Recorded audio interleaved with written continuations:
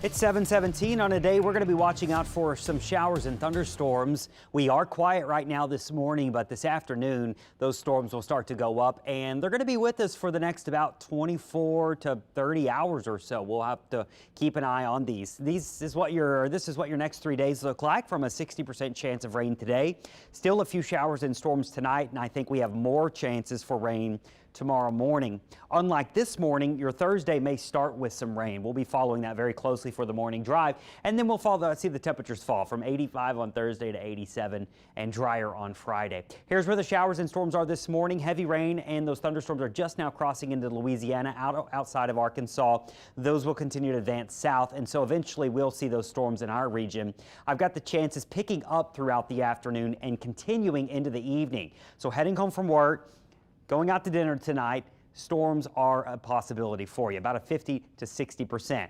There'll be some breaks in the rain later tonight, and then again, I do think we see another surge of rain heading into early Thursday morning. Now, the risk for severe weather, we're going to limit it to gusty winds, we think, and that risk is fairly low. Something a little bit more elevated is the risk for heavy rain, and you may need to watch out for some brief street flooding.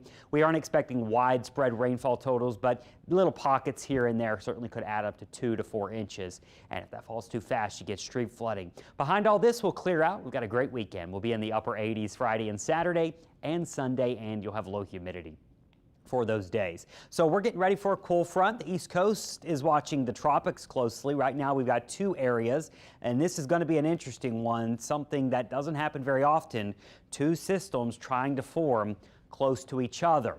That is a headache and a half to forecast. I mean, it can truly be a nightmare to figure out what's going to happen. So Invest 93 is back here. That one's going to be out here for a while. Invest 94, though, is more of a near-term thing to watch for the Bahamas in the next few days. They may have a depression or a storm trying to form here and then lifting north. Now, it's hard to say which one of these systems ends up becoming stronger because they are likely going to interact with each other. What happens a lot of time is one of them becomes more dominant and takes over the other feature.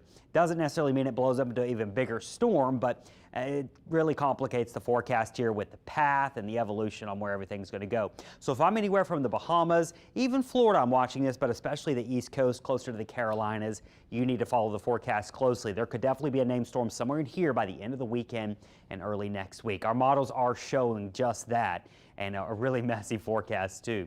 So our 7-day, it doesn't include anything tropical, just includes scattered storms today and early tomorrow. Cool front pushes through, drops our temperatures to 85 tomorrow, 87 on Friday, 88 Saturday into Sunday. You'll have cool mornings this weekend in the 60s. Afternoons will be warm but sunny. Should be nice outside. Our marine forecast just on storm watch here today and tomorrow, but Friday looks nicer with a northwest wind kicking in. Looking at your high tides, those happened earlier this morning before sunrise, and your low tide will happen as we head into the lunchtime hour.